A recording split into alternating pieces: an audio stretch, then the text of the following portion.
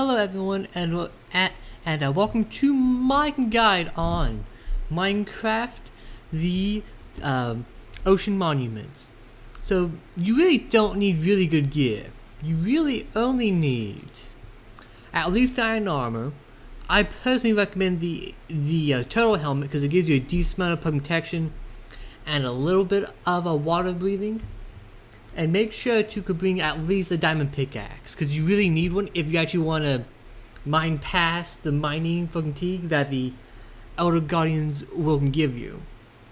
So the Elder Guardians mining fatigue will pretty much stop you from mining, period. So here, you can see that I'm using a diamond sword. Well, you don't need one, but it will make it go quicker. See, the Elder Guardians are very tricky, because well, they'll shoot you. And in the water, if you drown, it's a pain in the butt trying to get back to your stuff. So you should at least bring, I recommend, 3 to 4 8-minute water breathing 1 potions. Because using 4 of them will give you enough time to do the whole monument. And you should definitely bring food. So you and your partner should each have 3 to 4 potions each. You could use night vision too. Night vision does help you see a little bit clearer. So it'll definitely save you time. So before you do any type of looting, always come off of the 3 Elder Guardians. So 2 are in the pretty much different. So they're all throughout the Ocean Monument. Luckily the Ocean Monument can spawn just about anywhere. And there's plenty of loot in the Ocean Monument if you have the patience to do so. And if you bring potions. So you at least need potions at a bare minimum. Because you see here, I forgot to drink my new potion. And if you drowned, and died down there in the water trying to get back to your potions. Ooh, I've had to do it before and it is not fun. Having to try to swim your way all the way back down. It's unfortunately a big waste of time, dying, losing everything, and then have to go back down there with the new potions. See, there's only 3 of them. So there's a few varying techniques on how to do this. You at least want 2 people. 2 people with iron armor or better will make this a cakewalk.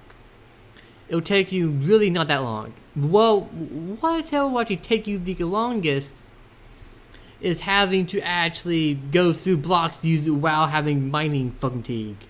Unless you have like some type of efficiency pickaxe, it's going to take you a little bit. So there's plenty of loot in the monument. There's normally 2 sponge rooms and 8 golden blocks. So you really don't need fancy gear to do this. You just need to time your potions right. That's all you really need. See, here's one of the sponge rooms. See, with mining fatigue, it will still take you a little bit to punch your way through. See, here I'm trying to wait off the mining fatigue, because with it you will not go that far. And I couldn't remember what button it is to check how long Seeking status effects last since they changed the buttons again.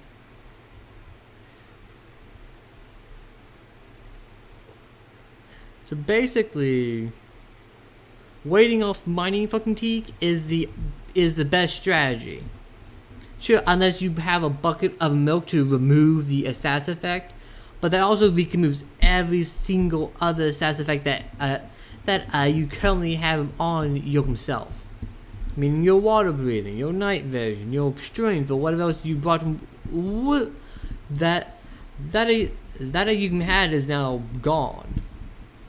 So unfortunately, trying to punch through with mining fatigue 3 on is gonna take forever.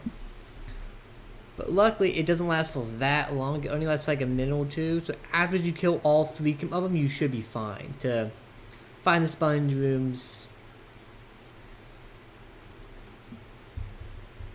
See, sometimes it's difficult because the water makes you think that you're going up and down, that you're not trying to move, you're just trying to punch something.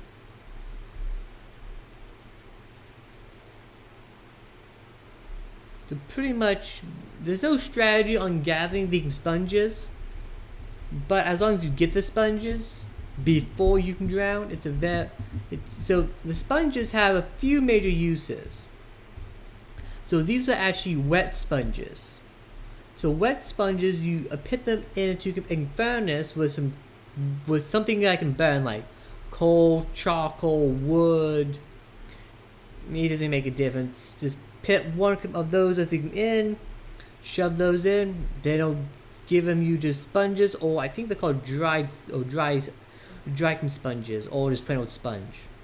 So these sponges can then be placed down in the water to suck them up, and it actually does a large amount of water, surprisingly, from being one pretty decent sized sponge.